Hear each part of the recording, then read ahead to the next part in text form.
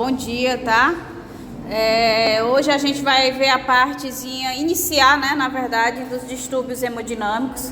Então essa semana a gente vai ver uma parte, na próxima semana vai continuar com esse mesmo conteúdo.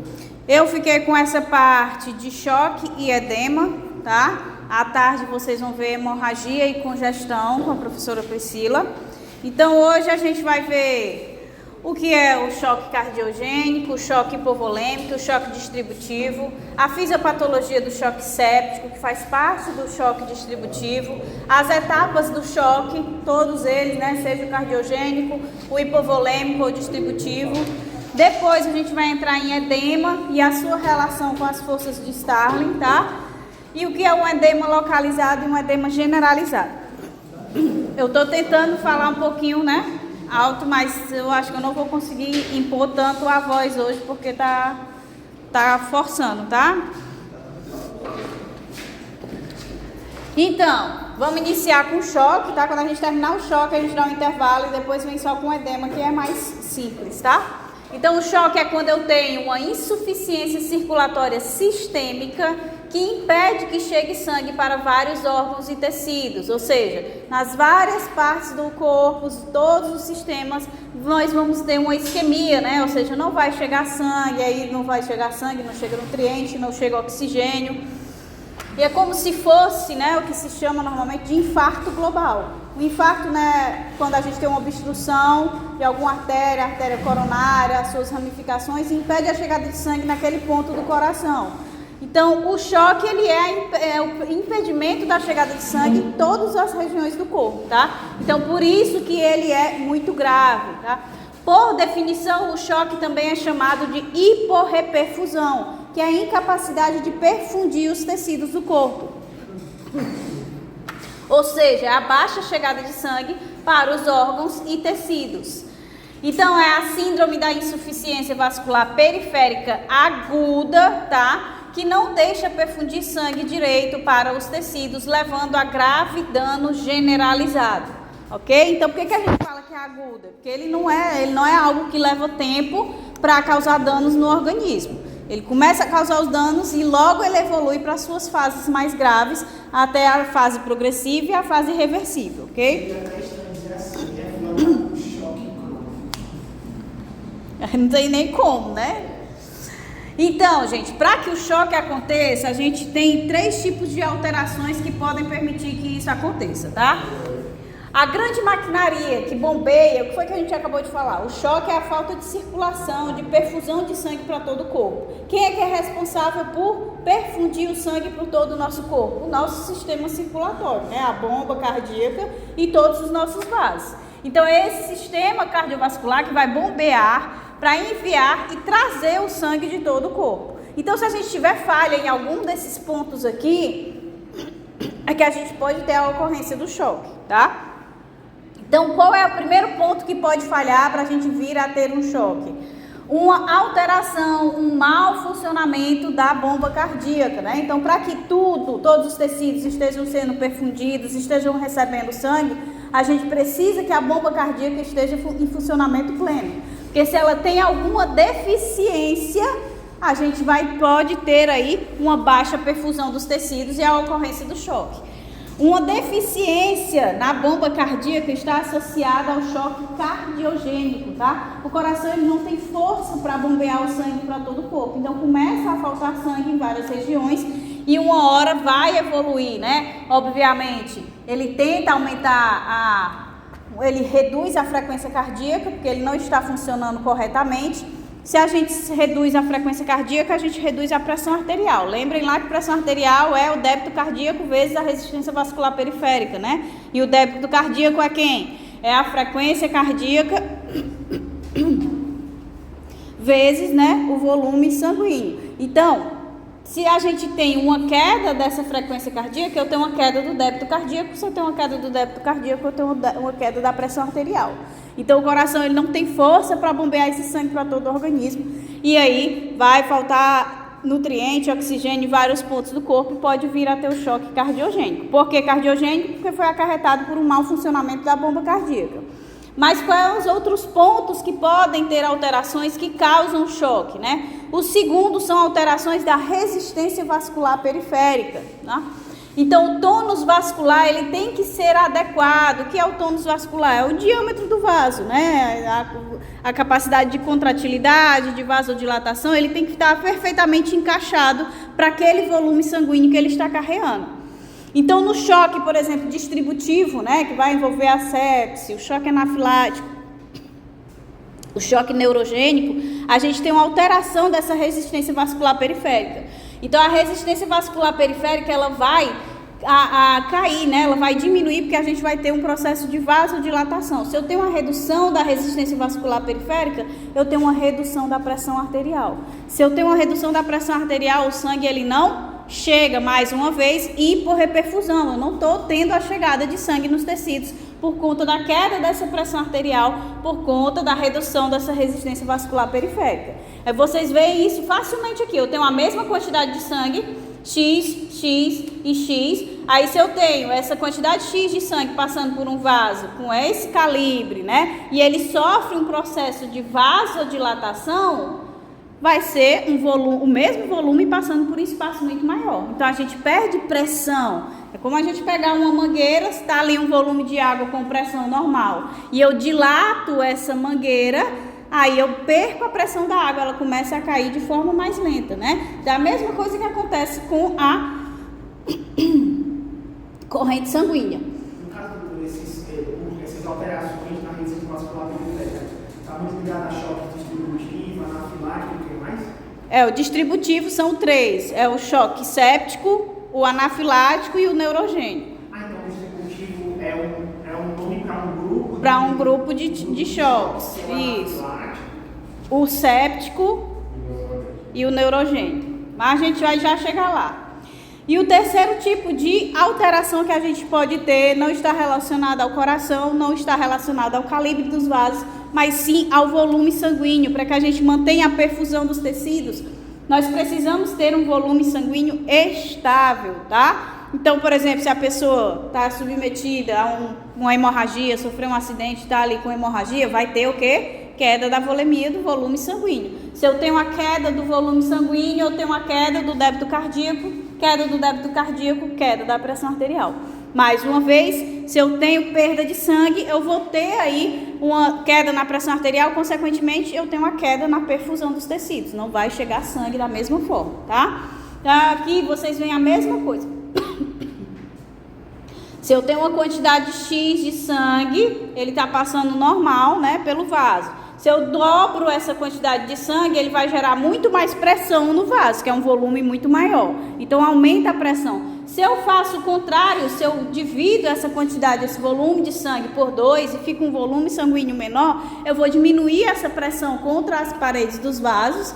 E aí, se eu diminuo essa pressão, dificulta a chegada de sangue, principalmente nas extremidades. Isso inicialmente, né? Porque se continuar o processo hemorrágico, obviamente eu vou perdendo mais e mais sangue, não vai faltar sangue só nas extremidades, não. Vai começar a faltar sangue nos órgãos, tecidos que são essenciais à sobrevivência, tá?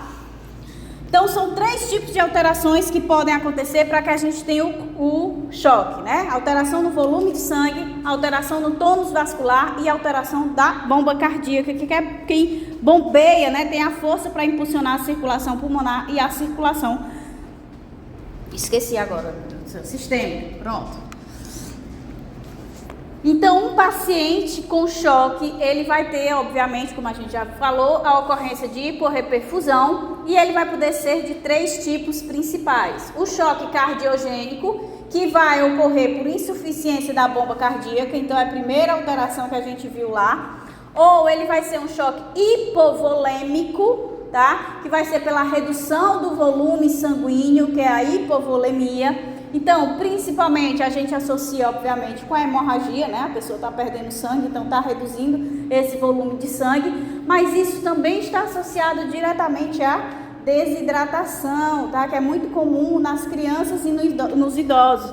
Então, por que quando uma criança está com uma gastroenterite, que ela está vomitando, você leva ela na emergência, a primeira coisa que o médico faz é apertar, ver se tem lágrima e tudo, para ver se a criança não está desidratada, porque como ele é muito pequenininho, qualquer nível de desidratação já pode evoluir rapidamente para o choque hipovolêmico. Por que a gente insiste, né, quando você tem em casa o seu vovô, sua vovó bem velhinhos, para que insista que eles tomem água, porque eles não tomam, né? E aí eles podem evoluir para uma desidratação que evolua para o choque hipovolêmico.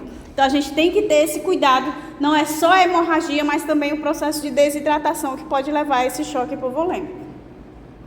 E o terceiro tipo de choque é o choque distributivo, tá? Que vai estar associado à alteração do tônus vascular e especificamente à vasodilatação, né? Então o vaso dilata, a quantidade de sangue continua a mesma, então a gente tem uma queda brusca da pressão arterial, então a gente começa a ter a hiporreperfusão, certo? O principal que a gente associa dos choques distributivos, né, o que tem maior ocorrência, é aquele que está associado à liberação de mediadores inflamatórios vasoativos que causam uma vasodilatação sistêmica, né? A gente vai ter um volume de sangue chegando no local daquela sinalização maior, uma hiperemia, causando uma resposta inflamatória sistêmica aguda, que é o que a gente conhece pela sepsemia, pela sepse. Esse é o choque séptico, é o que a gente mais ouve falar dentro dos choques distributivos, ok? Então, quando a gente pega um paciente com choque, ele pode chegar, né, com politrauma, então sofreu um acidente, e aí a gente observa a hemorragia, então ele pode evoluir para um choque hipovolêmico, ou pode ser um paciente com desidratação extrema, que também pode evoluir para o choque hipovolêmico. Por quê? Porque hipovolêmico tem alteração do volume sanguíneo, né? Ou a gente pode pegar um paciente com choque anafilático, que é um dos choques distributivos, em que, devido a um antígeno reconhecido, né, pelos mastócitos lá, que ele tem uma super hipersensibilidade, né, do tipo 1, ele causa uma vasodilatação generalizada no organismo e a gente tem um choque anafilático.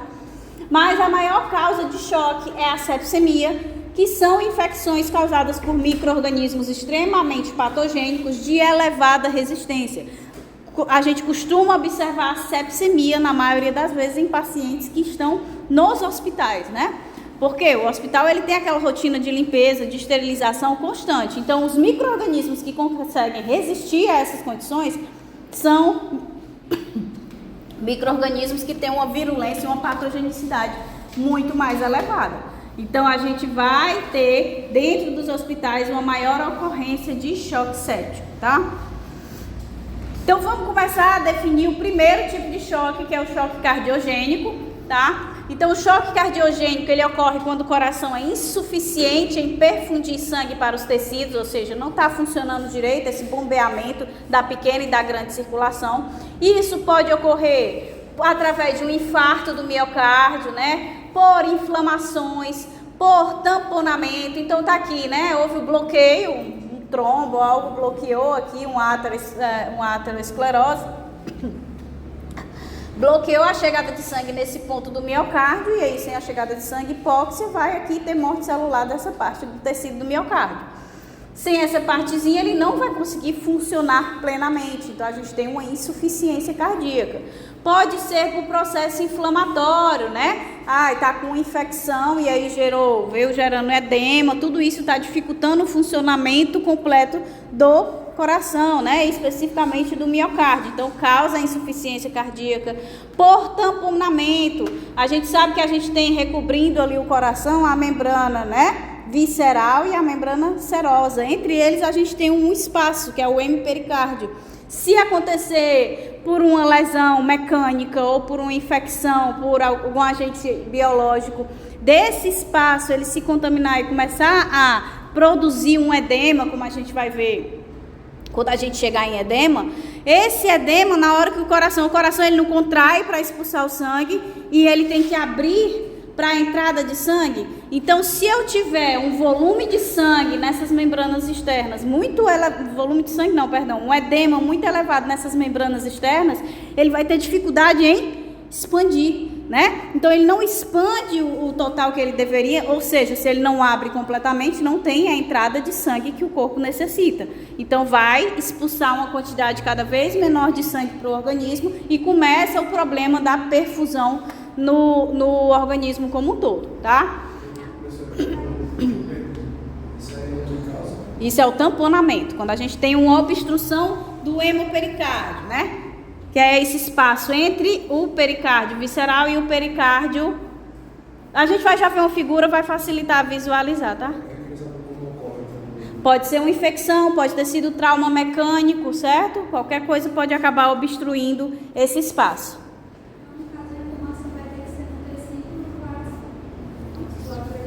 Isso.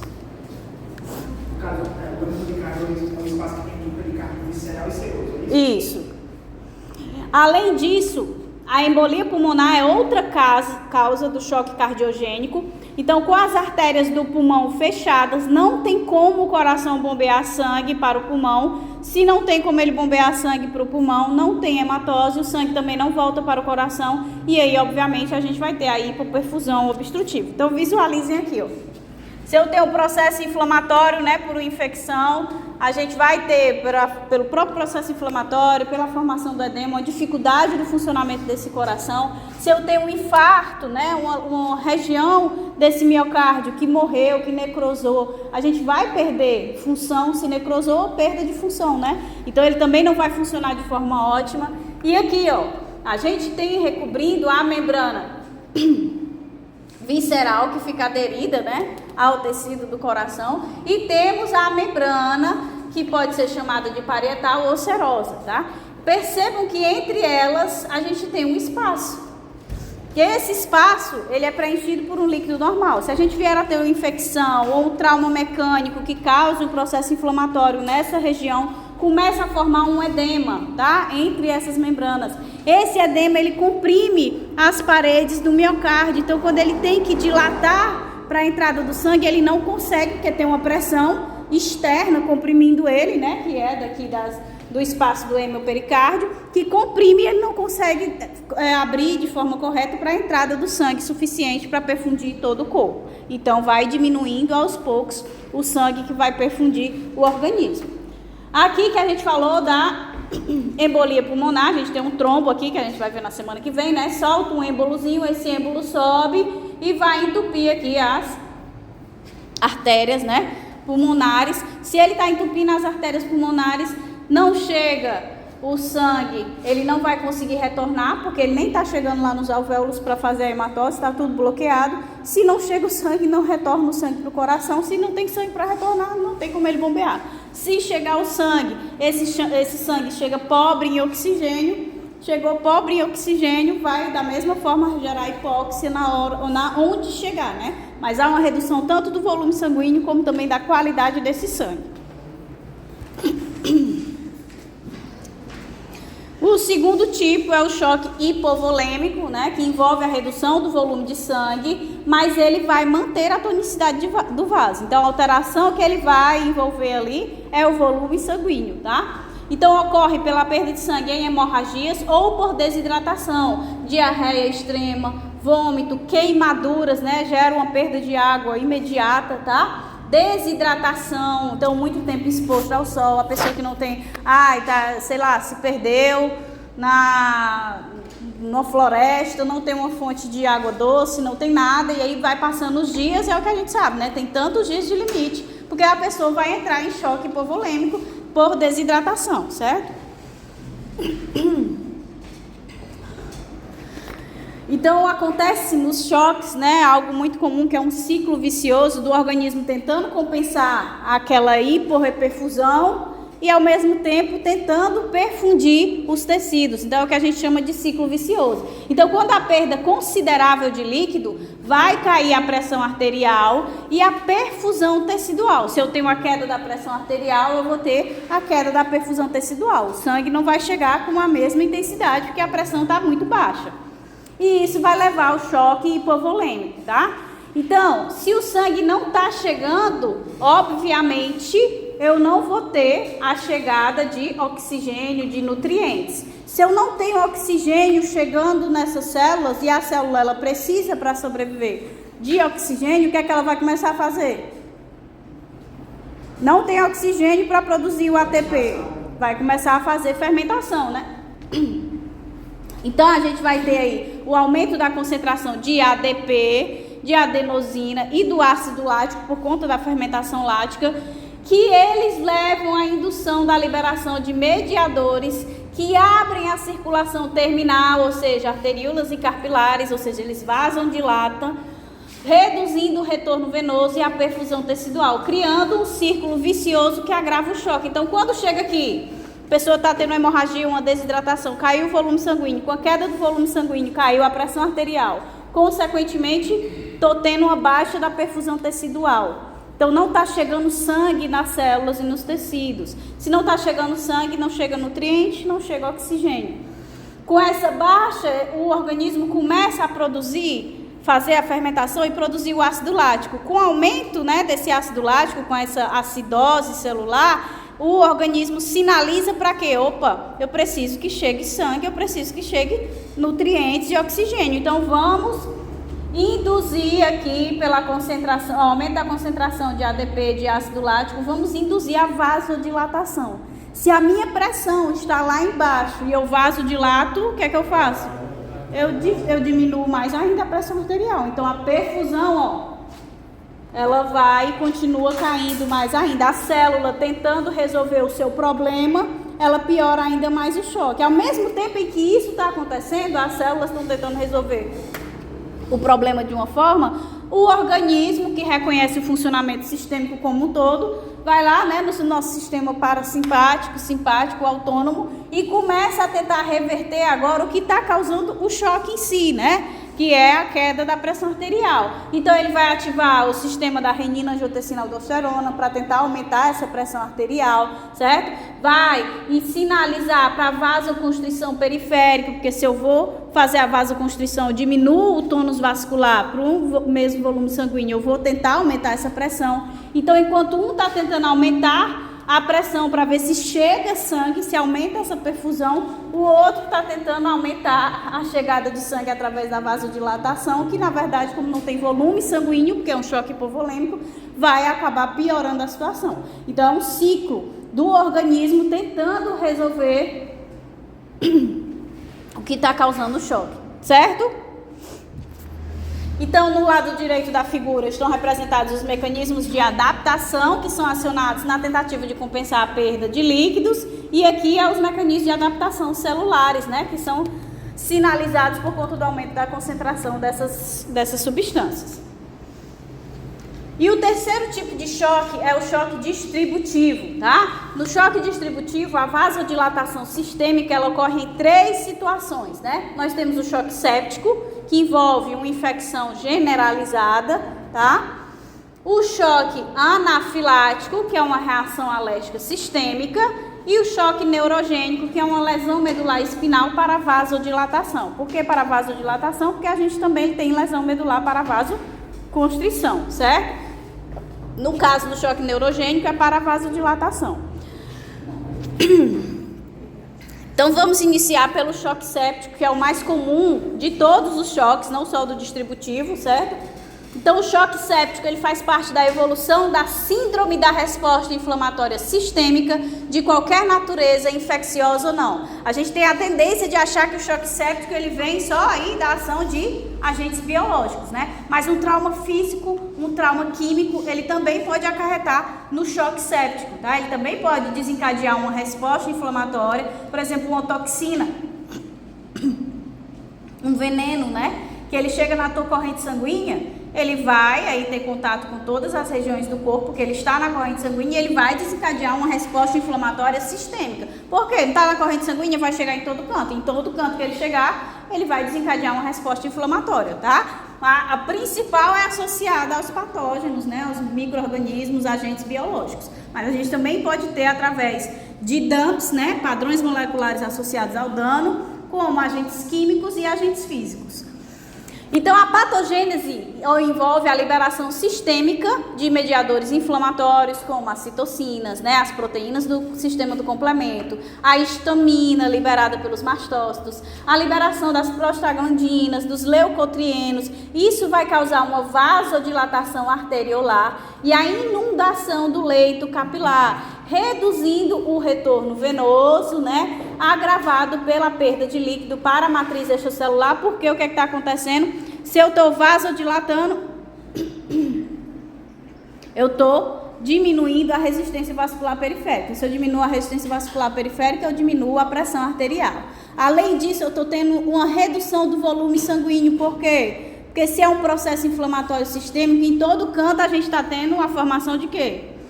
Do fenômeno exudativo, né? Tá extravasando plasma. Se o plasma está saindo ali, ele vai dando perda de volume sanguíneo. Por conta do aumento da permeabilidade vascular, né? A gente vai tendo essa perda de líquido, então tem queda do volume sanguíneo, além de ter o processo de vasodilatação, que causa mais ainda a queda da pressão arterial. Esse é o mecanismo periférico distributivo, né? Por isso que é chamado distributivo, que se distribui ao longo de todo o corpo. Então, além disso, as citocinas pró-inflamatórias, né, do processo de inflamação aguda, interleucina 1, fator de necrose tumoral, a interleucina 6, tem efeito depressor sobre o miocárdio, né, que aí vai envolver o mecanismo cardiogênico. Muitas vezes no choque séptico a gente tem um choque misto. A gente também vai ter o mau funcionamento da bomba cardíaca, porque essas citocinas vão chegar lá no miocárdio e vão ter um efeito depressor sobre ele para quê? Quando a gente lembra lá da inflamação aguda, quando ela é uma lesão local, né, é ótimo que o sangue ele passe mais lentamente, que ele tenha um estágio para permitir que as células de defesa extravasem, né, para o local da inflamação, para permitir que o micro-organismo não circule tão facilmente pelo corpo. Então, por isso que essas citocinas vão agir lá no miocárdio, fazendo com que ele tenha uma redução da frequência cardíaca. E aí a gente tem essa estase sanguínea. Consequentemente, se ele diminui a frequência cardíaca, mais um fator, né, que faz com que a gente tenha a queda dessa pressão arterial. Redução da frequência cardíaca, diminui o débito cardíaco, se diminui o débito cardíaco, diminui a pressão arterial, tá? Então, na maioria das vezes, para que a gente tenha, né, um choque séptico, a gente vai ter a ação de principalmente bactérias, né? Bactérias sejam gram-positivas, sejam gram-negativas, tá? Fungos também e aqueles super antígenos que a gente viu na nossa aula anterior. Então, eles vão ter os padrões moleculares associados aos patógenos, mas mais uma vez eu reforço para vocês que a gente também pode ter um choque séptico associado aos padrões de dano, né? Físico ou químico, mas a imensa maioria será de patógeno, tá? Isso, esses padrões, eles vão desencadear uma inflamação sistêmica, ou seja, todo lugar que eles chegarem, eles vão causar uma inflamação.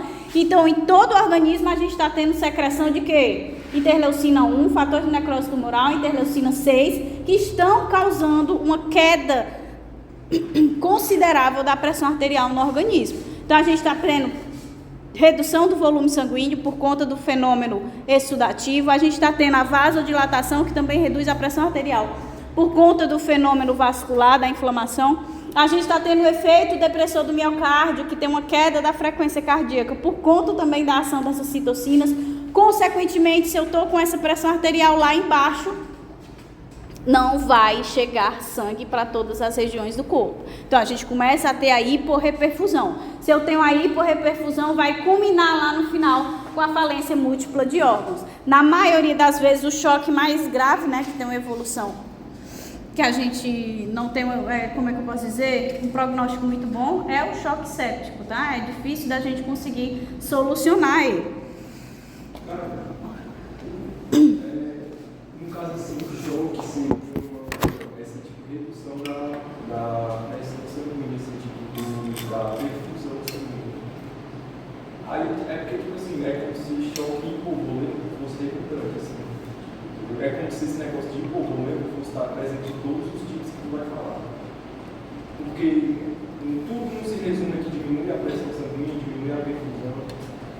Assim, tipo, no final. Não, porque o hipovolêmico está relacionado somente à redução do volume sanguíneo, por hemorragia, por desidratação, então a redução do volume sanguíneo, entendeu? Por exemplo, no choque séptico, a gente está tendo uma redução do volume sanguíneo porque está tendo extravasamento de plasma, mas ele está dentro do organismo ainda, entendeu? No hipovolêmico não, é uma hemorragia que o indivíduo está perdendo sangue, ou desidratação mesmo, é uma queda do volume sanguíneo. Se eu pegar todo o exudato que está no edema, né, do processo inflamatório sistêmico do choque séptico e retornar ele ao sangue, o sangue volta a ter sua volemia normal. Tá? No caso do hipovolêmico, não, ele perdeu a água, ele perdeu o sangue, não tem mais como retornar. No choque cardiogênico também depende só do funcionamento do coração, a gente também não está tendo alteração do volume sanguíneo. É só a bomba cardiogênica que não está funcionando, certo?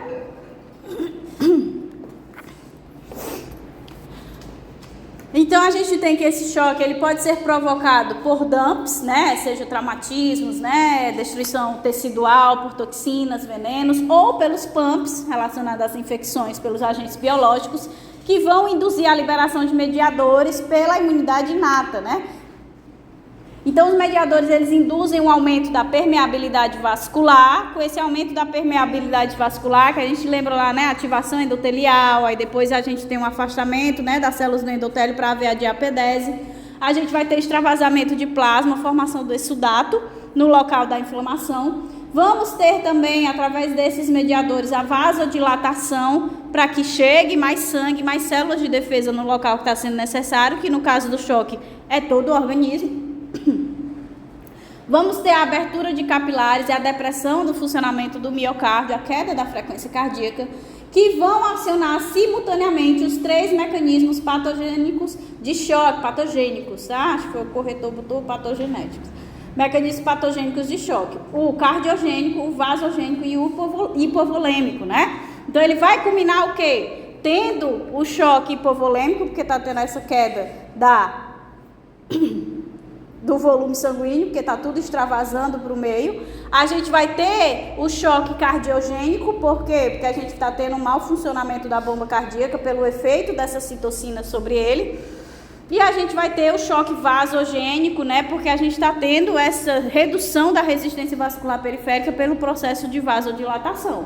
Então, as complicações, elas vão se somando. Então, a gente tem aqui, né, o padrão do dano, o padrão do patógeno, que vai induzir que as células da imunidade inata, macrófagos, neutrófilos, células dendríticas, né, principalmente, secretem citocinas pró-inflamatórias. Essas citocinas pró-inflamatórias vão gerar ativação endotelial, que faz o quê? Exudato, né, formação de exudato. Então, a gente tem uma redução do volume sanguíneo, tá? Além disso, esses pumps, esses dumps, eles também vão ativar fatores de coagulação sanguínea. Então a gente aumenta os fatores, né? As plaquetas, fibrinogênio, aqueles que vão ser ativados para formar os coágulos que a gente viu lá em hemostasia. Consequentemente, se isso está acontecendo em todo o organismo, em vários locais, nós vamos ter a formação de pequenas trombos, né, de pequenos bloqueios de coágulos. Para quê? Qual é o intuito quando a gente tem uma inflamação local da formação de um coágulo, né? De impedir que o micro-organismo saia dali e vá para outro ponto. Então ele forma esse coágulo para tentar bloquear ele. Se isso está acontecendo sistemicamente, então está formando coágulos em várias partes do corpo. Então a gente pode ter uma coagulação intravascular disseminada, tem em todo o organismo, e aí começa a sair trombos, êmbolos para todo o corpo, até o momento em que se chega numa região do corpo que é essencial à sobrevivência, e esse bloqueio da chegada de sangue, que já está baixa, né, pela hiporreperfusão, vai piorar mais ainda, e a gente tem a falência múltipla de órgãos. Então, a depressão do miocárdio, a ação dessas citocinas também na vasodilatação, no processo de formação do fenômeno exudativo, vai gerar uma hiporreperfusão tecidual, né, pela queda do volume sanguíneo, pela queda da pressão arterial, que pode culminar na falência múltipla de órgãos. Da mesma forma que no choque hipovolêmico, ó, se a célula ela não está recebendo oxigênio nem nutrientes, ela tenta ativar o quê? A liberação. Oi? Só coagulação intravascular disseminada. Então ele começa a sinalizar para ter mais vasodilatação, para tentar chegar mais sangue. Na verdade ele está piorando a situação. Então a gente tem essa queda, esses mediadores com as proteínas do complemento, eles também vão ativar aqui o processo exudativo, né, o vascular de vasodilatação, de exudação, a formação do edema. Então tudo isso vai culminando para que a gente chegue até a falência múltipla de órgãos. Aí basicamente a fisiopatologia do choque séptico, ele vai envolver alguns desses parâmetros acontecendo, tá? Ao mesmo tempo. Então a gente tem um processo pró-inflamatório acontecendo no choque séptico, que o que seria, né? Os prováveis iniciadores da inflamação na sepse são os receptores de tipo TOL, né? Que ficam lá na membrana dos macrófagos, que vão reconhecer os PAMPs, induzindo a produção de inúmeras citocinas, principalmente fator de necrose tumoral, interleucina 1, interleucina 6, aqui o interferon gama, interleucina 12, interleucina 18. Também vai ter a secreção da proteína pró-inflamatória BOX1 e a gente tem também o aumento da secreção dessas proteínas que são marcadores, né, de inflamação aguda, que é o aumento da PCR e o aumento da procalcitonina, tá? Por quê? Porque quando a gente tem esse início do processo inflamatório agudo, a gente tem um aumento da secreção da interleucina 6. Essa interleucina 6, ela induz o aumento da formação da pré-calcitonina e também vai lá no fígado e pede para ele secretar muita PCR, que também está envolvida na opsonização desses PAMPs, né, desses patógenos que estão atacando o organismo. Então, a procalcitonina, e a PCR são indicadores de choque séptico. Se você desconfia pelos aspectos, né, da pessoa que a gente vai ver, os sintomas da pessoa que chegou na emergência, você desconfia que ela está chocando, que ela está em choque, você pede logo o exame de sangue para detectar se tem esses indicadores. Tiver um aumento da procalcitonina, tiver um aumento muito elevado de PCR, você já diz que a pessoa está em choque, tá? Além disso, com essas... Oi? Essa calcitonina é que está lá na tireoide, que vai ser convertida em calcitonina, que tira o cálcio do osso. Eu também não sei, eu não encontrei a relação não, ainda procurei ontem, menino, qual é o sentido que tem? Eu só vi que a interleucina, ela tem essa capacidade de ativar essa conversão dela em pré-calcitonina. Mas por que ela, né? Porque querendo ou não, depois ela vai ser convertida na calcitonina, né? Mas eu não vi qual é a relação que tem diretamente ao choque não, só que ela aumenta, ela é um marcador. Então, além disso, com a secreção dessas citocinas, a gente também vai ter o aumento da secreção de espécies reativas de oxigênio, das prostaglandinas, dos leucotrienos e dos fatores ativadores de plaquetas, né? Então, o que é que isso me diz quando eu leio aqui fatores ativadores de plaquetas? Que cada vez mais eu estou ativando os mecanismos de coagulação sanguínea, tá? Então, essas moléculas efetoras induzem um aumento da ativação endotelial, produção de mais citocinas e quimiocinas, ativação da cascata do complemento, que também são inflamatórias, né, anafilatoxinas, e opsoninas, que chamam mais células de defesa para o local, que vão secretar mais citocinas, mecanismos todos pró-inflamatórios. Além da ativação da trombina, que favorece a coagulação do sangue. Tudo mecanismo inflamatório que a gente viu que acontece normalmente. Só que o grande problema é que não está acontecendo numa única região. Está acontecendo no corpo todo. Ao mesmo tempo em que a gente está tendo todos esses mecanismos pró-inflamatórios acontecendo no organismo, a gente também tem os mecanismos imunossupressores, tá? Para tentar, esse processo inflamatório aqui, ele está causando danos ao organismo, tá? Então, lembrando lá da aula passada, né, que eu falei sobre o conceito da imunossupressão e da imunodepressão, na imunossupressão o que a gente tem é uma limitação a nível de medula, tá? Então, o organismo ele tem a capacidade de produzir, só que você vai lá e impede na medula. Então, você vai agir sobre as células linfóides e as células mieloides, impedindo que elas produzam as células de defesa. Na imunodepressão, o indivíduo está conseguindo produzir, a medula está funcionando. Só que os mecanismos, né, seja um agente biológico ou outros fatores, vão lá e destroem as células de defesa. Isso é a imunodepressão. O organismo está produzindo, só que está sendo destruído por outros fatores. Na supressão, não. A medula ela não chega a produzir, porque o ataque é direto nela, não é nas células. Tá? Então, a gente tem essa imunossupressão acontecendo ao mesmo tempo no choque séptico, que é uma tentativa do corpo de parar esse processo inflamatório tão intenso.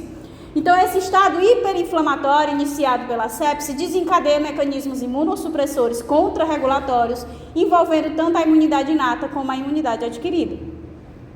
Os pacientes sépticos ficam oscilando o estado hiperinflamatório e o estado imunossuprimido. Então, os mecanismos da imunossupressão incluem uma mudança para citocinas anti-inflamatórias, mediadores anti-inflamatórios e a apoptose de linfócitos. Em alguns pacientes, os mecanismos contrarregulatórios, né, esse mecanismo de imunossupressão, eles superam as respostas inflamatórias e a supressão imune resultante torna esses pacientes suscetíveis a superinfecções.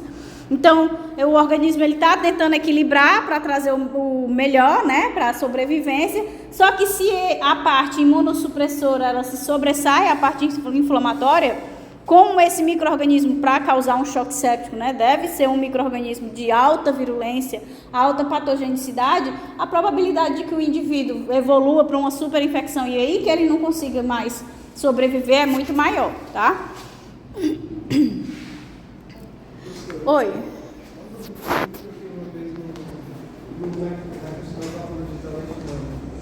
Quando tem muito antígeno, o corpo vai dizer, não, vou tolerar esse antígeno porque a infecção, porque a inflamação seria muito pior.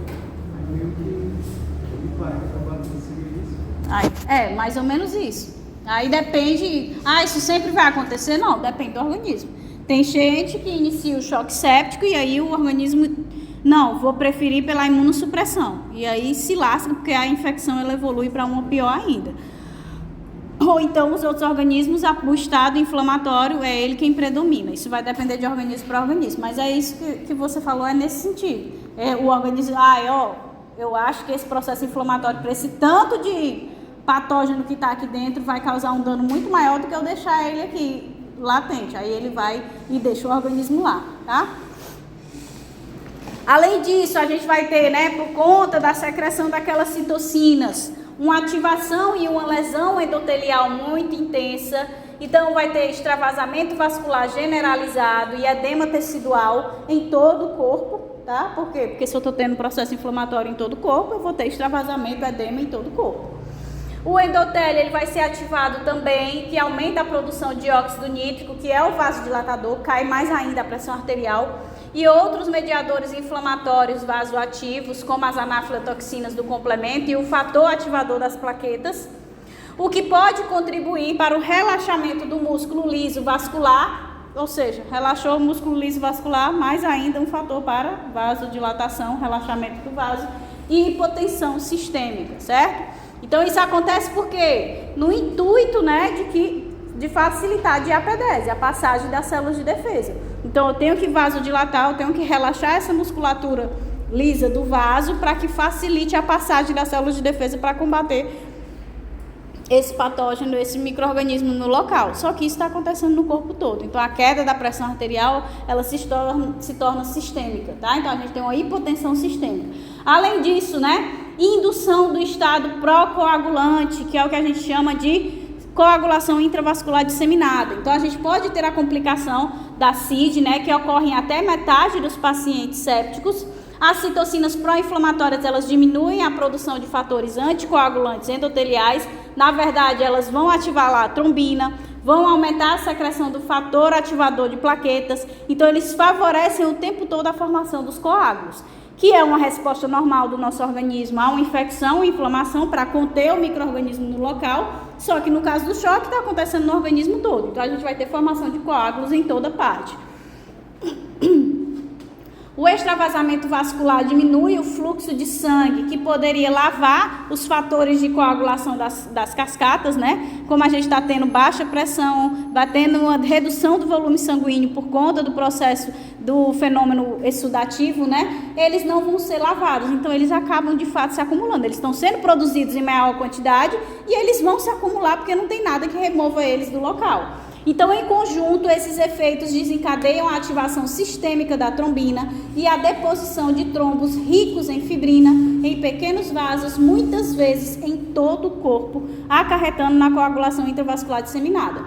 Então, o consumo de fatores de coagulação e de plaquetas é tão grande que acaba levando a hemorragias onde falta. Então, por exemplo, eu tenho vários pontos do corpo que eles estão com esse processo inflamatório, né, onde a bactéria se instalou. Então, começa a formação desses coágulos. E não só a formação dos coágulos, mas ele recruta, através da secreção das citocinas, em todos os outros mediadores inflamatórios, ele recruta as plaquetas, o fibrinogênio, a trombina, para o local que está lá a infecção pela bactéria. Então, outras regiões que precisam, né, pelo próprio processo, vocês viram lá o processo de hemostasia, né, formação de um coágulo, ele é fisiológico. Ele é muitas vezes para conter algum dano celular, alguma coisa que acontece de problema no organismo, então ele tem que acontecer para conter, depois ele vai ser removido, né? E vai voltar ao normal. Então outras regiões que precisem dos fatores de coagulação não tem, e aí começa quando tem uma pequena lesão, alguma coisa normal da própria circulação que acontece o tempo todo, na condição hemostática normal, vai causar uma hemorragia, porque ele está sem os fatores de coagulação que está indo tudo para os pontos inflamatórios que estão recrutando todos eles. Tá? Então a gente tem uma coagulação intravascular disseminada e ainda pode identificar pontos de hemorragia, que é onde está faltando esse fibrinogênio, essa trombina, essas plaquetas que estão indo para os pontos principais de inflamação. Tá? Porque onde a gente tem uma concentração maior de mediador, ele vai atrair mais para onde está, certo? Se não tem lá perto desse local onde aconteceu a hemorragia, vai culminar nessa hemorragia. Deu para entender? Também vamos ter a ocorrência de anormalidades metabólicas, né? Principalmente a hiperglicemia. O fator de necrose tumoral e a interleucina 1, eles vão ter hormônios induzidos pelo estresse, né? Como o glucagon, o hormônio do crescimento, os glicocorticoides. E também as catecolaminas, né, dopamina, adrenalina, conduzem o processo de gliconeogênese. Então, todos esses hormônios, fator de necrose tumoral, interleucina 1, as catecolaminas, que também são liberadas no processo inflamatório, eles vão conduzir a gliconeogênese. Qual é o intuito da gliconeogênese?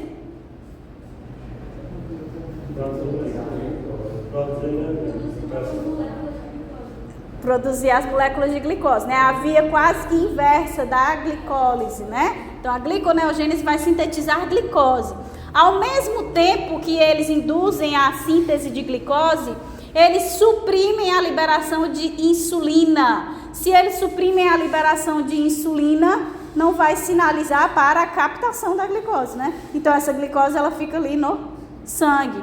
Além disso, também vão prejudicar a expressão superficial do GLUT4, que é o principal transportador que capta a glicose do sangue para dentro da célula. Então a glicose não consegue entrar dentro da célula, tá? Então a gente tem uma hiperglicemia. A hiperglicemia vai interferir na função dos neutrófilos, suprimindo a sua atividade bactericida. Ele vai estar diretamente relacionado, vai incapacitar esses neutrófilos a formarem o que a gente conhece pelas NETs, exatamente, as armadilhas extracelulares de neutrófilos. Eles vão interferir nessa capacidade.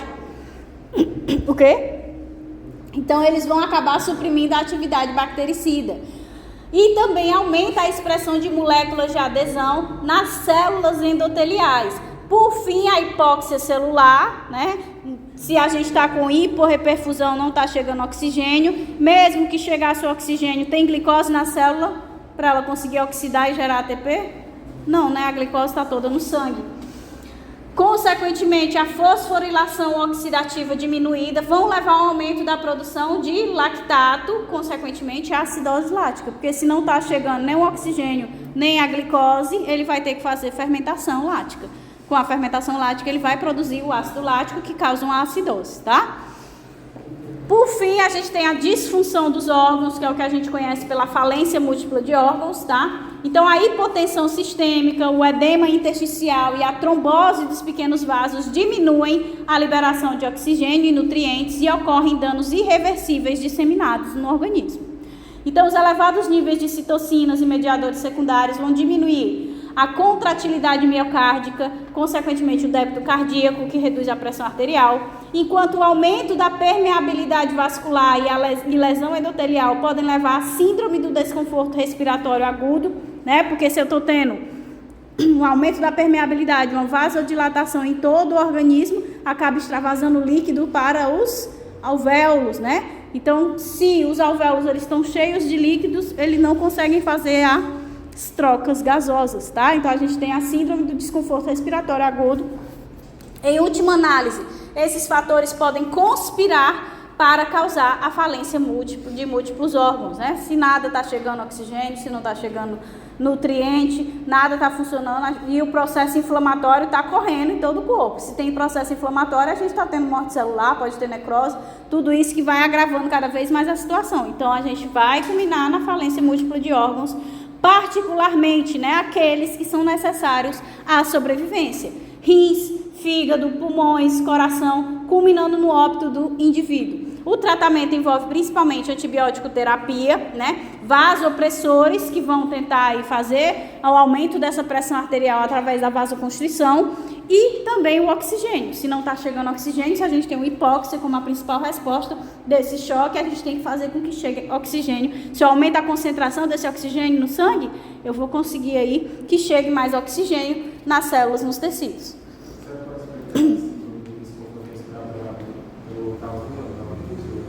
Ah, tava.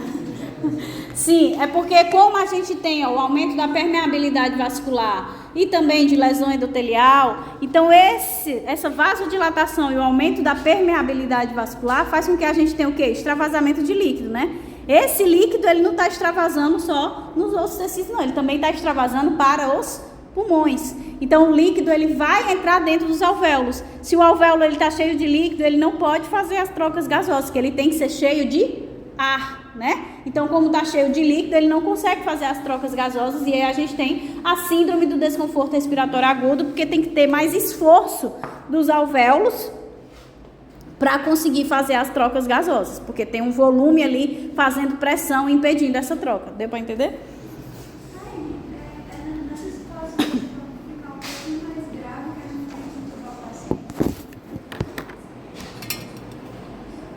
Que era o que acontecia não tem a ver com choque séptico, né? Mas na Covid tinha síndrome do desconforto respiratório por conta da infecção, que os vírus tinham uma afeição, né? Um tropismo maior pelos pulmões, e aí acabava, se tem um tropismo maior nos pulmões e como resposta ao micro-organismo vai ter resposta inflamatória, acaba tendo a exsudação, fenômeno vascular, fenômeno exudativo, acúmulo de líquido e tem essa síndrome do desconforto lá.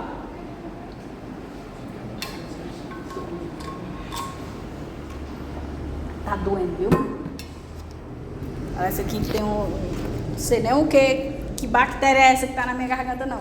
Tá puxado.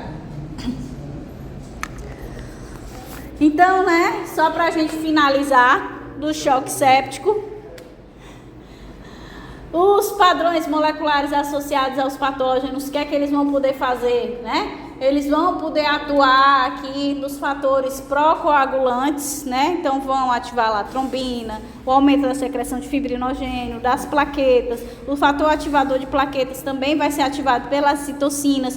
Então vai tudo favorecer a formação de coágulos, que pode culminar aqui, né, na coagulação intravascular disseminada. Se eu tenho bloqueios da corrente sanguínea, além, obviamente, de todo o restante que a gente vai já falar, que causa a diminuição da pressão arterial, consequentemente da perfusão tecidual, se eu tenho ainda bloqueios, aí é que eu vou agravar mais ainda a isquemia dos tecidos, né?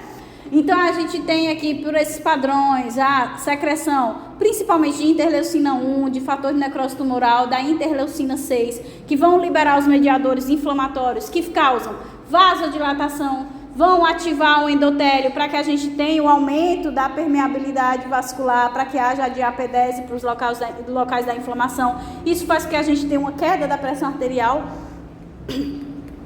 e aí a perfusão ela vai ser reduzida, que pode culminar na falência múltipla de órgãos.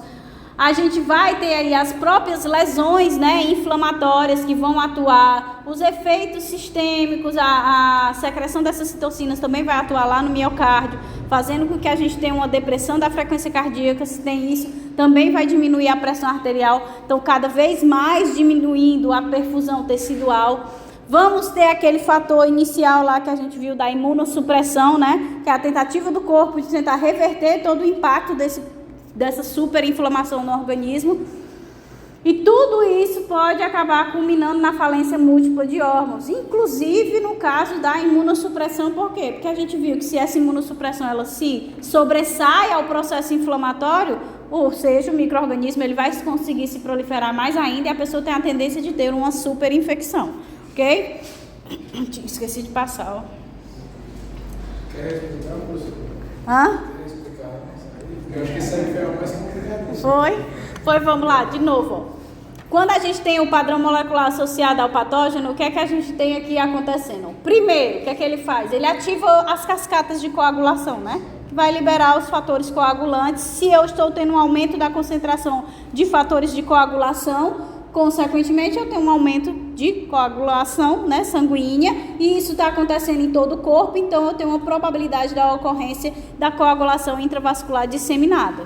Se eu tenho vários bloqueios no sangue acontecendo pela formação desses coágulos, desses trombos, eu vou ter um aumento da isquemia tecidual. Então, não chega sangue, não chega oxigênio, não chega nutriente. Isquemia tecidual, eu vou ter aí, culminar também na falência múltipla de órgãos. Então, é mais um que contribui para esse defeito sistêmico. Além disso, a gente vai ter a ativação das proteínas do complemento, né? Essas proteínas do complemento, elas vão funcionar como opsoninas, também como anafilatoxinas, então elas vão induzir mais ainda a resposta inflamatória, juntamente com aquelas das células fagocitárias da imunidade inata. Então essas citocinas, principalmente o fator de necrose tumoral, a interleucina 1 e quando desce aqui, ó, a interleucina 6, vão secretar os mediadores químicos que vão causar uma supervasodilatação, que é a resposta do processo inflamatório, o fenômeno vascular, né? Para que chegue mais sangue ao local do processo inflamatório.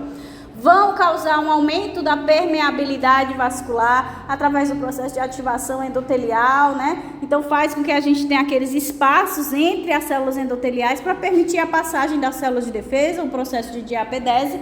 Então, se eu tenho aqui uma vasodilatação, uma permeabilidade aumentada, o que é que vai acontecer? Eu vou ter o fenômeno exudativo da inflamação, vou ter saída de plasma. Se eu estou perdendo muito plasma para todas as partes do corpo, eu estou tendo uma redução do volume sanguíneo. Então, junto com a vasodilatação, junto com a perda do volume sanguíneo, eu vou ter uma redução da pressão arterial. Se eu tenho redução da pressão arterial, eu tenho uma redução da perfusão tecidual, pode contribuir para a falência múltipla de órgãos. Além disso, a gente tem os efeitos sistêmicos acontecendo, os mediadores que são secretados, principalmente o fator de necrose tumoral, a interleucina 1, as catecolaminas, né, adrenalina, dopamina, que são liberadas nesse processo inflamatório, elas vão atuar lá no miocárdio, lá no coração, causando uma depressão do seu funcionamento. Então, ele diminui a frequência cardíaca. Diminui a frequência cardíaca, diminui mais ainda a pressão arterial. Então, hiporreperfusão, mais uma vez, sendo agravada, que pode culminar na falência múltipla de órgãos. E ainda temos como resposta também do processo inflamatório a imunossupressão, que é a tentativa do corpo de reverter essa superinflamação, que se ele se sobressair ao processo inflamatório, o micro-organismo vai conseguir se proliferar e aí vai gerar uma superinfecção que pode levar o indivíduo ao óbito, muito mais provavelmente do que quando ele tenta só aí equilibrar esse processo inflamatório, tá? Ok?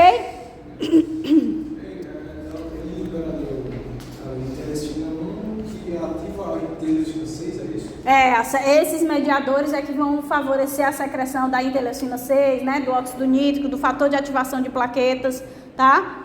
Certo, e a relação com a imunossupressão que eu peguei no entender, que no caso a IL-10 mais porque o corpo tem imunossupressão. Quando a gente tem um pico da secreção dos mediadores inflamatórios, o organismo reconhece e aí ele passa a secretar aqueles fatores não anti-inflamatórios, né? Que vão ativar essa imunossupressão, tá? Então, dentro do choque distributivo, a gente tem um segundo tipo, que é o choque anafilático, tá? Então, o choque anafilático é uma reação alérgica sistêmica, causando uma hipervasodilatação nos tecidos, e isso gera a formação de um edema, em especial um edema na laringe, que impede a passagem de ar. E, além disso, a pressão arterial cai bruscamente e o coração passa a bater mais forte para tentar o quê? Aumentar essa pressão arterial e favorecer as trocas gasosas mais rapidamente, porque o oxigênio não está chegando. Culmina em quê? Numa parada cardiorrespiratória que pode ser revertida com a epinefrina. Por quê? Porque a epinefrina ela vai lá nos mastócitos, se liga aos receptores e impede a degranulação dos mesmos. São esses mastócitos que, quando se ligam a um antígeno específico, alérgeno, ele vai degranular liberando histamina e heparina, né? Então, quando a epinefrina chega lá, ela interrompe essa liberação de histamina, que é o principal vasodilatador. Então, se eu não estou mais vasodilatando, eu não estou tendo a queda da pressão arterial. Se eu não tenho mais a queda da pressão arterial, o coração volta a bater no ritmo normal, ele não fica batendo intensamente e a pessoa vai retornando às suas condições basais, né, normais. Agora, se o indivíduo não chega a tempo numa unidade de saúde, não tem contato com epinefrina, tem pessoas que têm alergia grave a qualquer coisa, né? Com mínimo contato com um amendoim, um camarão, já faz ela ter um choque. Então, se ela não tiver uma unidade de saúde próxima, alguma farmácia próxima, que na farmácia também, se a gente chegar, eles podem fazer essa aplicação da epinefrina, ela pode evoluir para a morte, né? Pelo choque anafilático. Então, a adrenalina só é quando o coração já está parado. Aí eles aplicam a adrenalina. Que é diretamente... Epinefrina é a mesma coisa de adrenalina, né? São sinônimos. Então, ó, o choque anafilático é a mesma coisa do choque séptico, que acontece uma super vasodilatação. E aí a gente vai tendo os agravamentos pelo início dessa vasodilatação. Lá no choque séptico, o fenômeno irritativo é o agente biológico. Qual é o segundo fenômeno que acontece? É o fenômeno vascular, que são os mediadores que vão causar lá a vasodilatação. Todo o resto vai acontecer depois. Então, o fenômeno vascular é a primeira coisa que acontece para essa queda da perfusão tecidual, porque tem a queda da pressão arterial.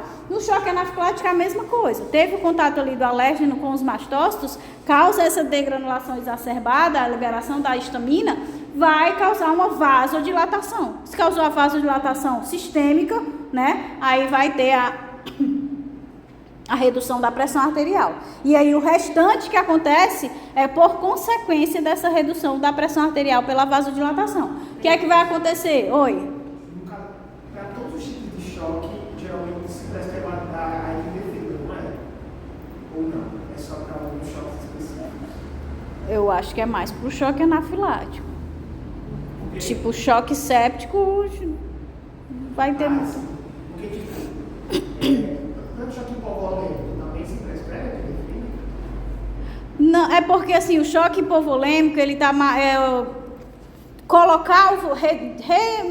recolocar o volume sanguíneo é muito mais eficaz do que uma epinefrina. No choque séptico, você fazer a antibiótico terapia e a vasopressina para realizar a vasoconstrição vai ser muito mais eficaz do que colocar aí uma epinefrina. No caso desse, vai ser mais eficaz o uso da adrenalina, da epinefrina, por quê? Porque ele se liga nos mastócitos.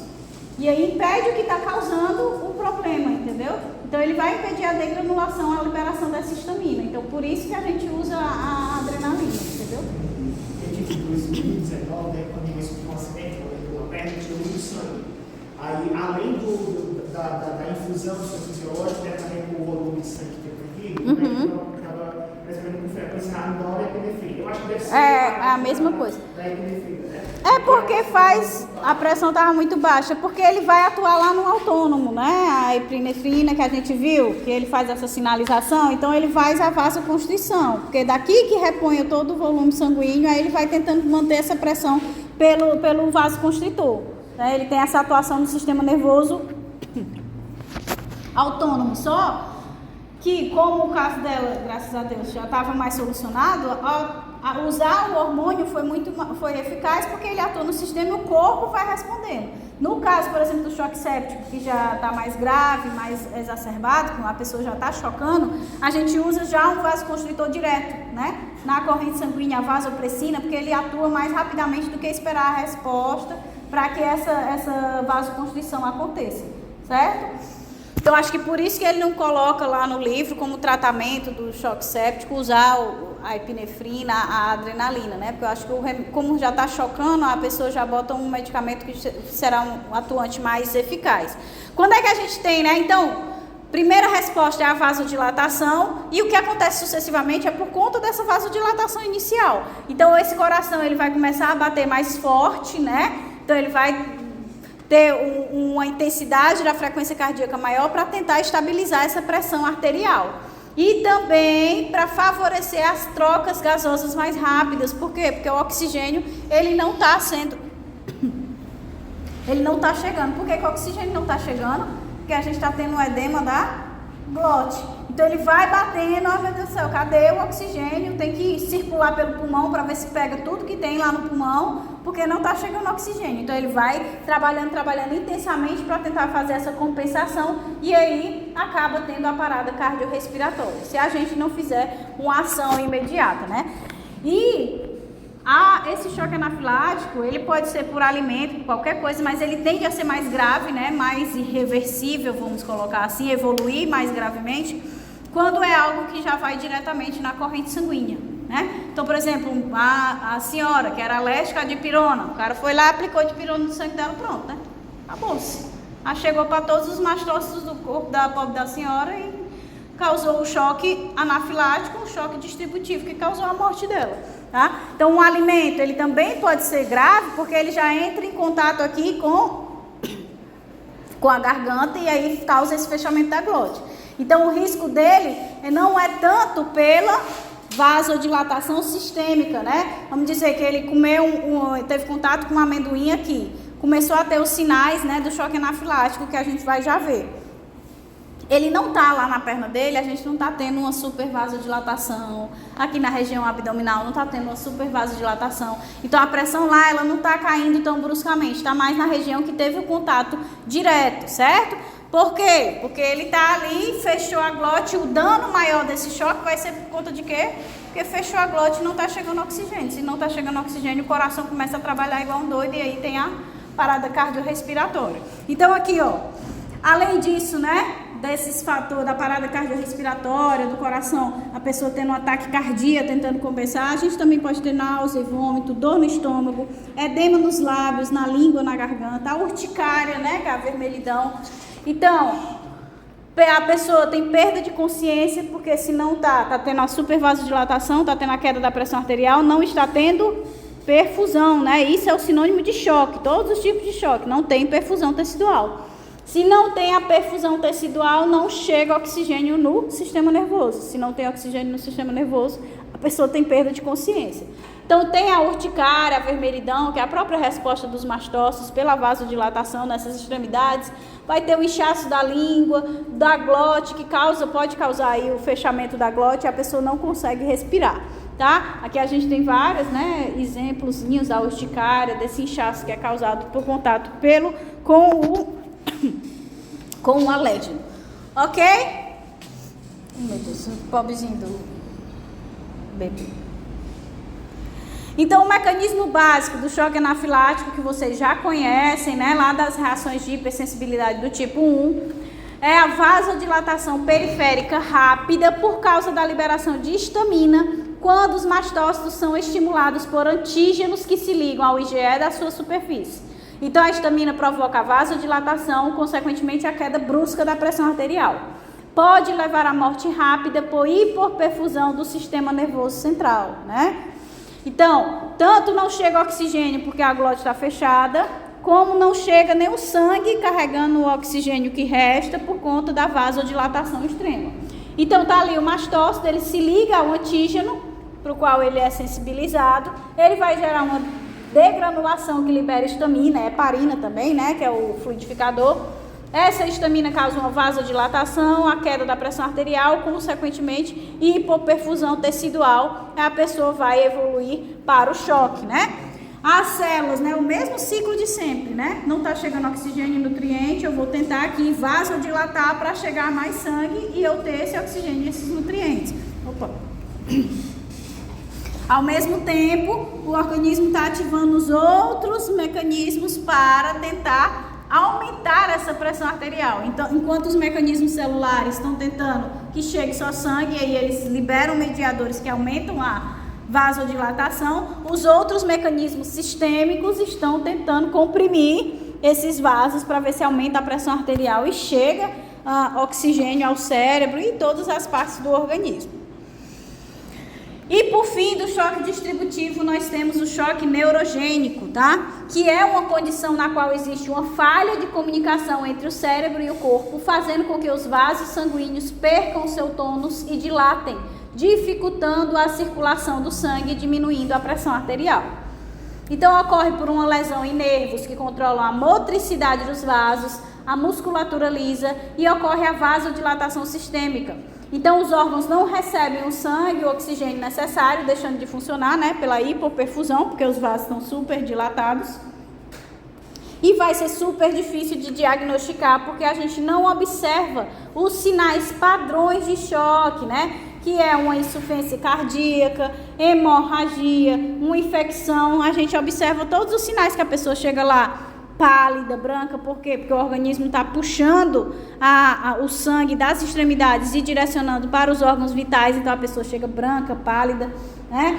Ela chega com confusão mental. Por quê? Porque se ela está com hipoperfusão, apesar de não estar afetando completamente, né, na fase inicial do choque, quando ainda não está na fase progressiva, ela ainda está tendo falta de oxigênio no cérebro, então ela começa a ter confusão mental. Então, no neurogênico, ele não tem esses sinais mais claros, né? Nos exames, hemograma, a gente não vai ter lá um aumento da concentração de determinados fatores marcantes, como a gente tem nos outros tipos de choque. Então, ela é o mais difícil da gente diagnosticar. O que é que pode causar? Uma lesão na medula espinal, né? A própria...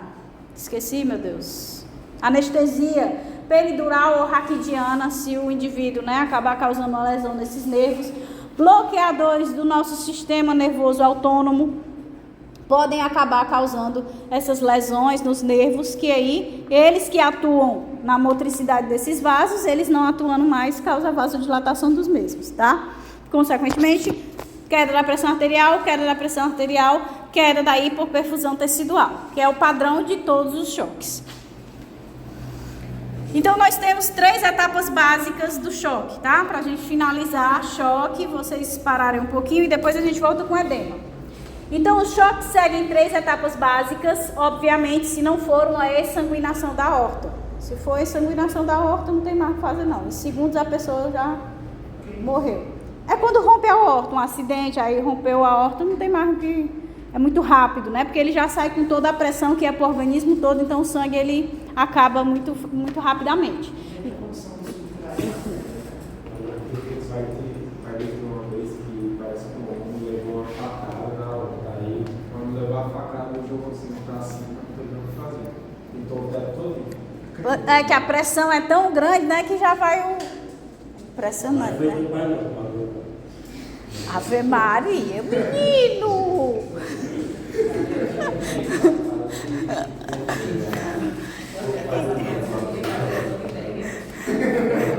Então, a gente tem aí 3 etapas básicas. A primeira é o que a gente chama de estágio não progressivo, que é inicial, né, durante o qual são ativados os mecanismos compensatórios reflexos para manter a perfusão dos órgãos vitais. Então, a gente ativa o sistema da renina, angiotensina, aldosterona, para tentar, a gente tira a circulação do sangue das extremidades para voltar tudo para os órgãos vitais.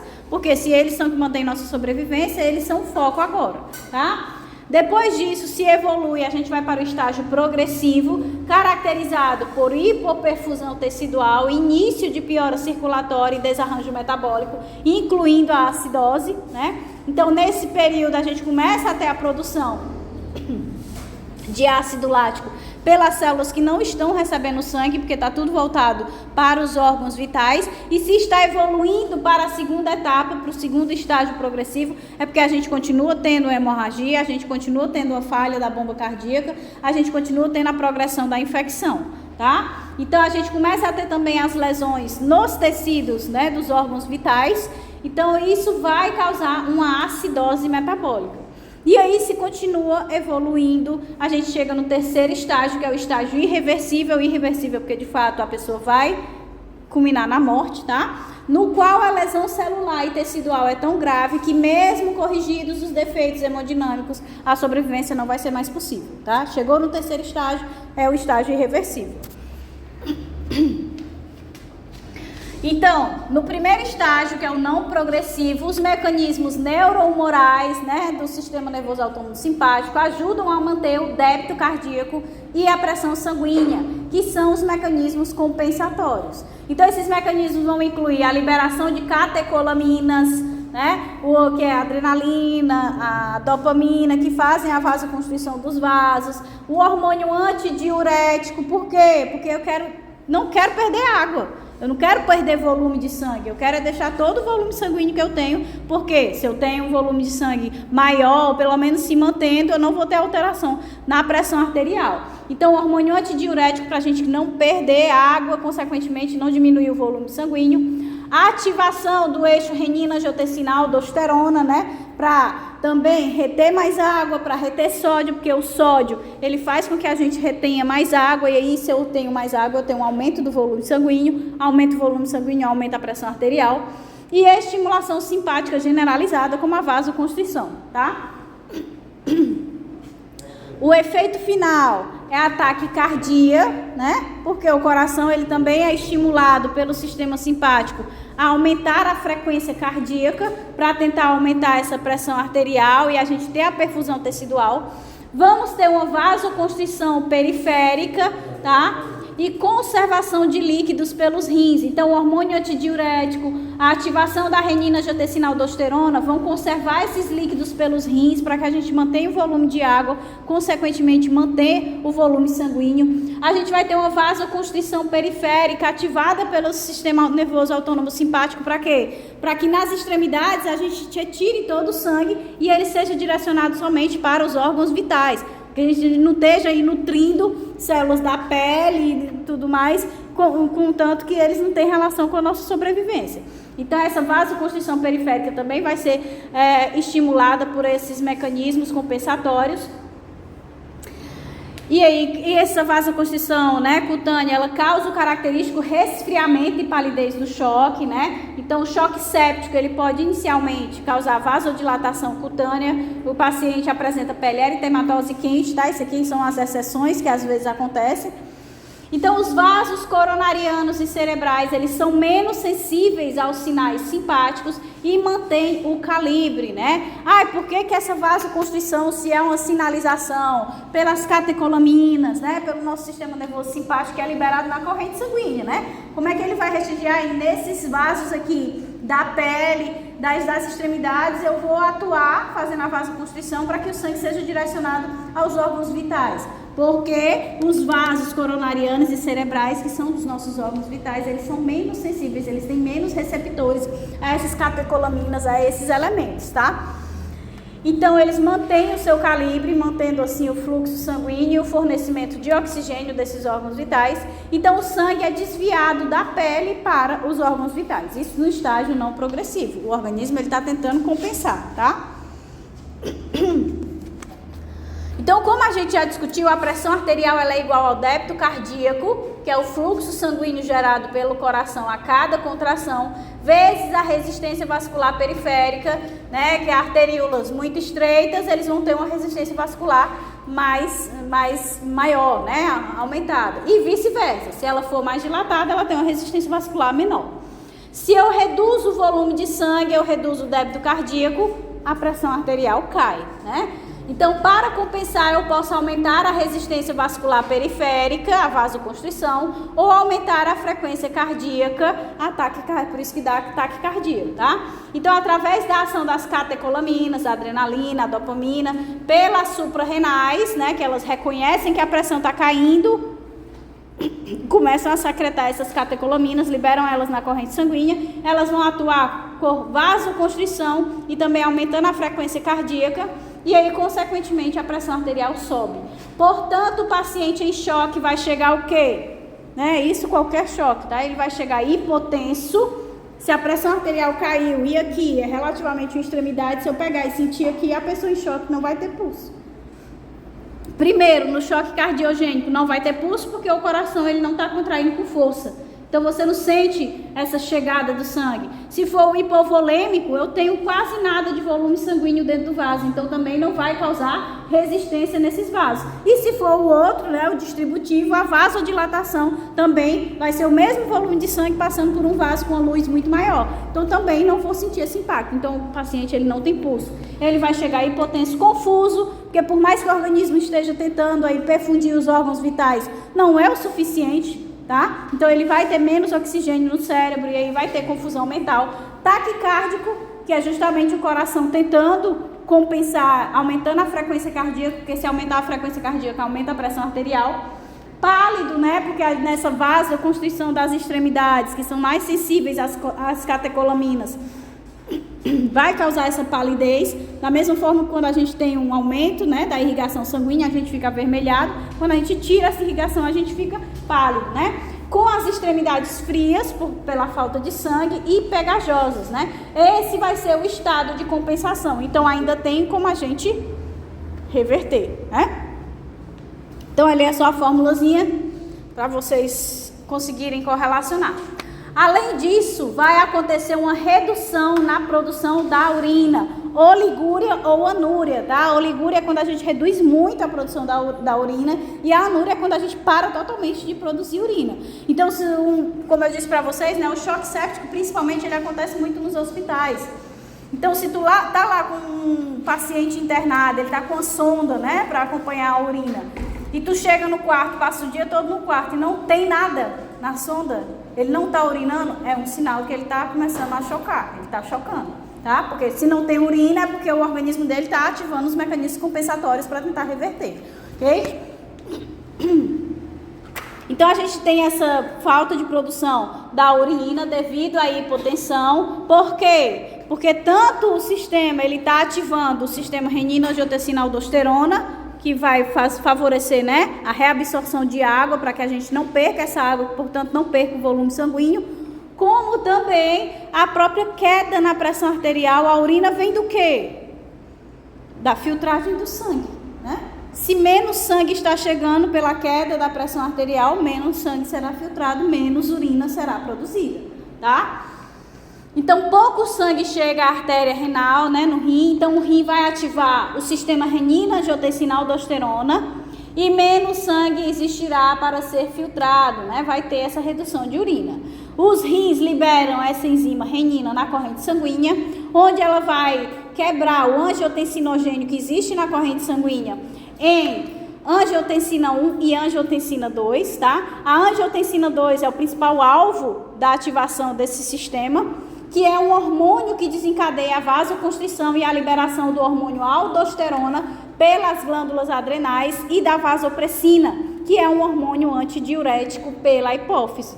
Então, a gente tem a vasoconstrição, que vai aumentar a pressão arterial. Temos aí a vasopressina, que vai evitar a perda de água pela urina. Então, a gente mantém o volume sanguíneo para estar circulando nesses vasos que estão aí vasocomprimindo, certo? A angiotensina 1, ela também tem esse papel, tá? Só que ela tem tipo 10 vezes menos a capacidade de estímulo da angiotensina 2. Então, por isso que a angiotensina 2 ela é necessária nesse processo. A aldosterona e a vasopressina fazem com que os rins retenham também sódio. Se eu retenho sódio, o sódio ele tem um poder osmótico muito maior do que qualquer outro íon do nosso organismo.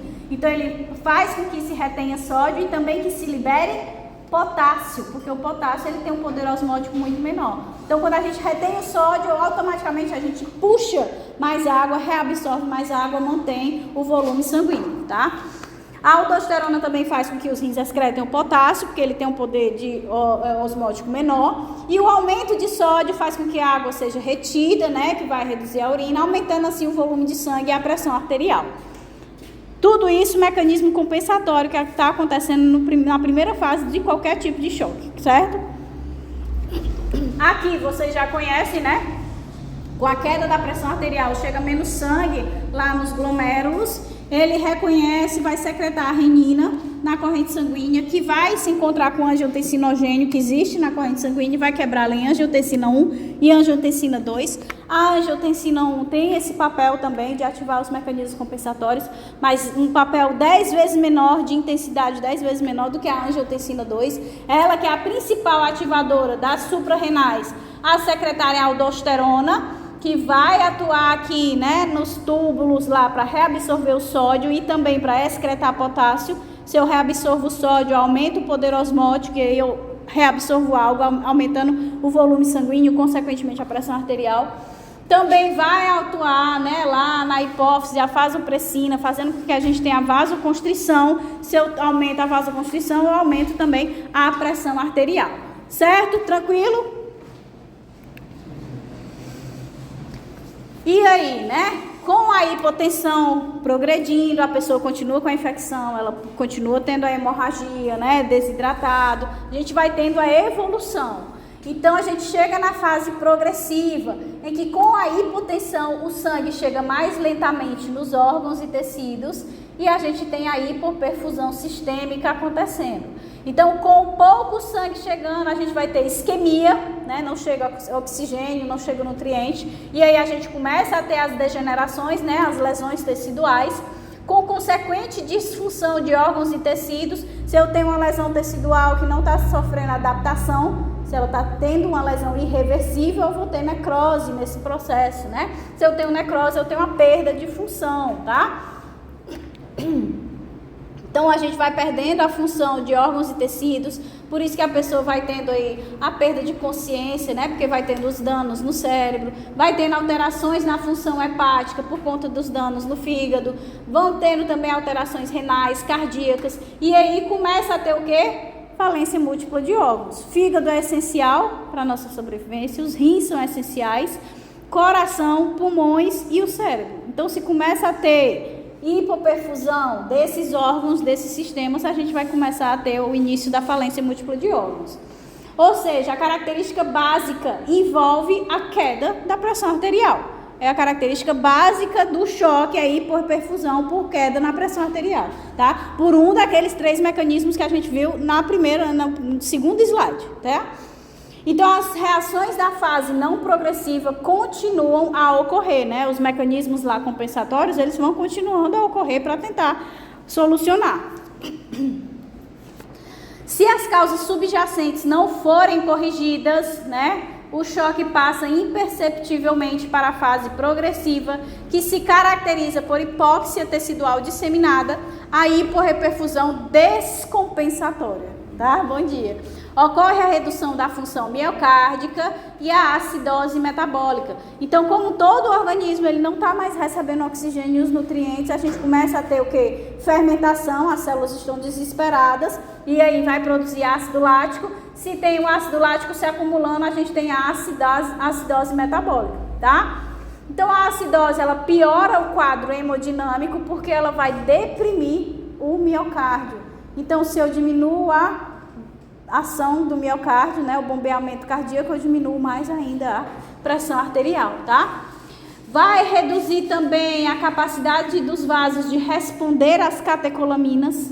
Então, os vasos que estavam ali vasocomprimindo em resposta à secreção das catecolaminas, eles começam a não vasocomprimir mais tão intensamente. Isso vai reduzir a pressão arterial. E também aumenta a abertura dos esfíncteres pré-capilares. Então, aquela vasoconstrição que estava aqui acontecendo nas extremidades, que a pessoa estava ficando pálida, ela começa a não conseguir mais segurar. Então, a gente vai perdendo sangue que devia estar sendo todo direcionado para os órgãos vitais para as extremidades. Além disso, vários mediadores pró-inflamatórios são liberados pelos tecidos em hipóxia, né? Vai causar lesão celular, vai ter processo inflamatório. Aumentando a permeabilidade vascular. Se eu estou aumentando a permeabilidade vascular, eu vou ter o fenômeno exudativo. Se eu tenho um fenômeno exudativo, eu tenho escape de plasma, eu vou ter redução do volume sanguíneo, mais redução ainda da pressão arterial, maior hiporreperfusão tecidual, tá?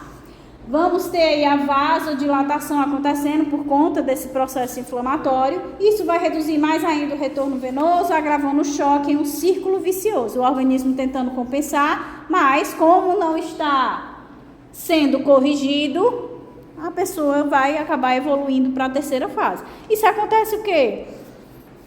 Um idoso que não tem muita atenção, né? Ele está desidratando e a pessoa nem percebe que ele está desidratando. Um acidente de noite, de madrugada, numa estrada distante, daqui que chega uma ambulância e começa os procedimentos para tentar ajudar aquela pessoa que está com hemorragia. Então, acaba evoluindo para essas etapas, certo? No choque séptico é ainda mais grave devido, né, aos pumps e aos dumps que mantêm a produção dessas citocinas pró-inflamatórias. Então, isso aqui que a gente acabou de ver, ó. Aumentar a permeabilidade vascular, a vasodilatação, que reduz ainda mais a pressão arterial, no choque séptico é pior ainda, tá? Então, o quadro hemodinâmico agrava-se porque a interleucina 1 e o fator de necrose tumoral alfa também são depressores do miocárdio, com a vasodilatação progressiva, o sequestro de sangue na microcirculação, a pele passa a ter aspecto cianótico, né? Porque as células elas começam a morrer. Hipodinâmica, a lesão endotelial progressiva aumenta o risco de trombose por fatores teciduais da coagulação ou redução na atividade anticoagulante, favorecendo a coagulação intravascular disseminada. E com a manutenção da hipoperfusão ocorrem lesões degenerativas e necrose em diversos órgãos, né? Sinais de insuficiência funcional vão se acumulando e surge o que se denomina falência múltipla de órgãos, a fase final do processo, que é quando a gente entra na terceira fase. Aqui é só para vocês verem, tá? A gente inicia um processo, né, por um choque cardiogênico, lá teve um infarto, a pessoa não está com o funcionamento adequado da bomba cardíaca, e aí ele começa a ter hipoperfusão de tecidos essenciais para a sobrevivência, o sistema renal, dos pulmões, do cérebro. Com essa hipoperfusão, a gente começa a ter o choque. Isso aqui é só para mostrar como é que o ciclo vai acontecendo, tá? Não tem nenhum detalhe importante nessa figura, não, tá? Então, sem a intervenção apropriada, a gente vai entrar no estágio irreversível. Com as lesões decorrentes da isquemia prolongada, a gente vai ter a falência múltipla dos órgãos. Nos territórios de menor perfusão, notadamente naqueles mais afastados do coração, é frequente a necrose isquêmica, tá? Nos rins, além da necrose tubular aguda, pode haver necrose cortical subcapsular, tá? Então, além dos túbulos, também tem o córtex, principal, o mais afetado inicialmente na necrose renal é o córtex, tá? Não é porque ele está mais externo, então ele recebe menos a irrigação sanguínea. Vocês lembram que quando entra lá nos rins, né? Ele vai entrando pela medula, os vasos, para chegar até os néfrons que estão na região mais cortical. Então precisa ir se ramificando. Se eu estou com hipoperfusão, aqueles que estão na extremidade, eles vão receber menos sangue. Então a gente começa a ter essa necrose renal, principalmente pela parte cortical, para depois ir evoluindo para a parte medular. No coração aparecem infartos subendocárdicos em faixa, né? A gente vai tendo vários pontos de isquemia e necrose circunferenciais. No sistema nervoso central ocorre necrose em faixa nos territórios de interface entre as artérias cerebrais. Então vocês lembram lá da anatomia que a gente tinha as artérias, né? Elas chegam em pontos específicos para começar a se ramificar para todo o cérebro. Então, nesses pontos específicos que a gente pode ter a formação de um coágulo, né, devido ao processo inflamatório, ou mesmo não chega o sangue por conta da hipoperfusão, pela gravidade, né, mais difícil que a gente tenha esse impulso, o mau funcionamento do coração que está também em falência. Então, não chega o sangue e aí a gente começa a ter a necrose isquêmica acontecendo nessas regiões onde a gente deveria estar tendo a irrigação principal para depois ter as ramificações. No baço surge necrose subcapsular, no trato digestivo formam-se úlceras na mucosa, especialmente na borda antimesentérica, no fígado encontra-se necrose centrolobular, no pâncreas aparece necrose acionar. Então em todos os órgãos a gente vai tendo a necrose, né? A gente não tem apoptose aqui, por quê? Porque é algo intenso, grave, a gente tem mediadores inflamatórios nesse processo respondendo, então a gente vai ter necrose que é mais grave do que outro tipo celular. Então aqui, só para vocês verem, tá? Que é essas extremidades ou as pontas, onde a gente tem a chegada principal, é onde a gente observa no sistema nervoso essa necrose isquêmica acontecendo. Então, edema encefálico e infartos cerebrais simétricos nos limites entre os territórios de irrigação das artérias cerebrais por isquemia global, por choque, tá? Então, a gente observa essa característica desses pontos.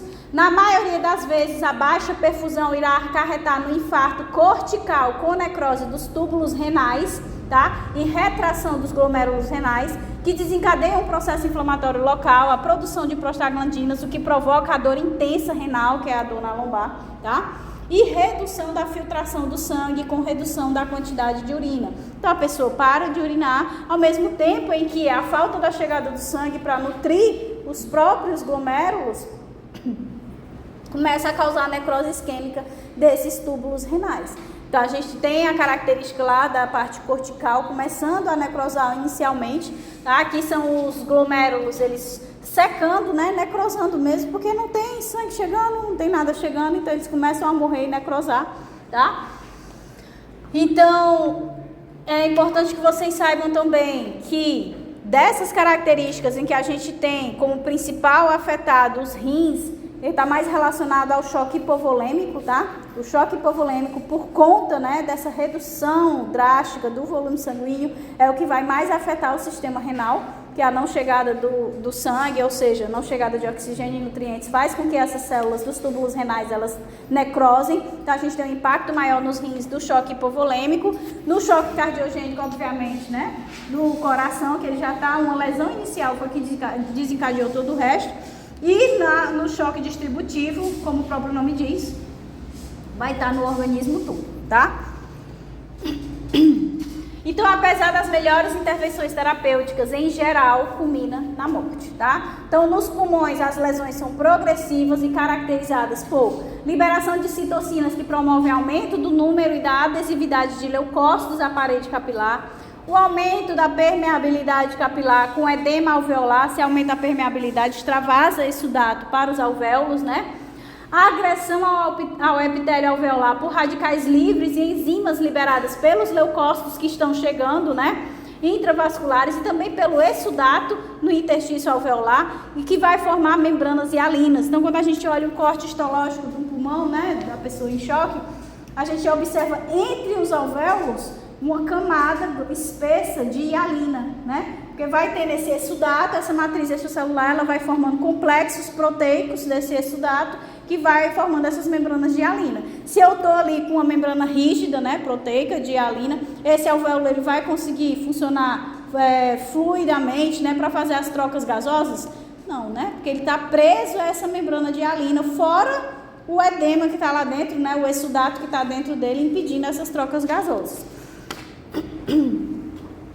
Tais alterações são seguidas de reparo por síntese de matriz extracelular nos septos alveolares e parede dos bronquíolos, levando à fibrose progressiva do parênquima pulmonar.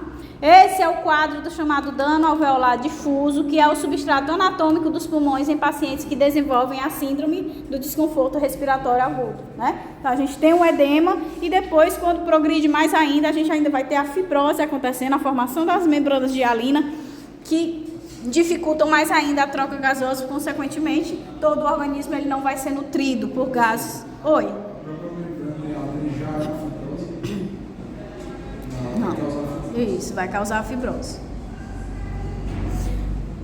Então aqui, ó, corte histológico de pulmão de paciente com dano alveolar difuso e síndrome da angústia respiratória aguda ou desconforto. Então, a gente pode notar as membranas de hialina, tá? Que é essa partezinha espessa aqui, ó, que fica entre os alvéolos, certo? Revestindo os espaços aéreos distais, né? Os septos, ou seja, a região entre os alvéolos, tá? Alargados por edema, porque a gente também está tendo a exudação, né? O fenômeno do exudato para dentro dos alvéolos, então ele também vai estar alargado por edema. E hiperemia, né? Porque está tendo a atração das células de defesa para tentar recuperar ali o local. Então a gente tem a chegada do sangue, ó, os hemáciazinhas aqui junto. Por isso que vai ter a secreção de mais citocinas no local, mais fenômeno exudativo, mais acúmulo, né, mais edema e mais formação de hialina, porque esse exudato também vai formando complexos proteicos que formam essas membranas de hialina. No canto inferior direito já tem um alvéolo com edema e hemorragia, né, que ele já está se rompendo e estourando nesse processo inflamatório. Ok, pessoal? Então vamos lá, intervalo, e aí a gente começa o edema.